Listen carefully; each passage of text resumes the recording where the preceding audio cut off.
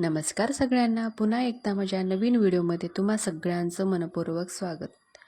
तर बघा, भोगी म्हणजे काय, भोगी हा सण का साजरी करायचा याची संपूर्ण माहिती आजच्या व्हिडिओमध्ये आपण पाहणार आहोत.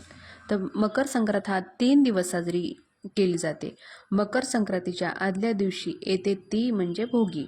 आपण भोगी सण साजरी का करतो, तसे भोगीच्या दिवशी इंद्रदेवाची आठवण का काढली जाते ते आजच्या व्हिडिओमध्ये आपण सविस्तर माहिती जाणून घेणार आहोत.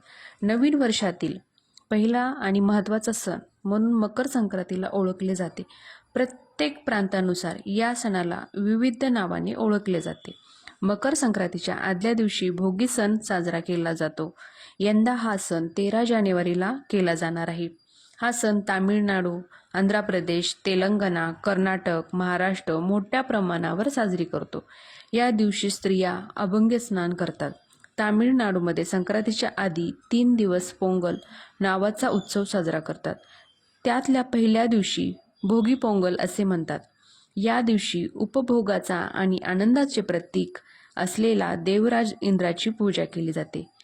जाणून घेऊया आपण त्याचे काय महत्त्व आहे, भोगी म्हणजे काय, हे सर्वात पहिले आपण या व्हिडिओमध्ये पाहणार आहोत. मकर संक्रांतीच्या आदल्या दिवशी साजरा करण्यात येणाऱ्या सणाला भोगी म्हणतात. भोगी शब्दाचा अर्थ आहे आनंद घेणारा आणि उपभोगणारा.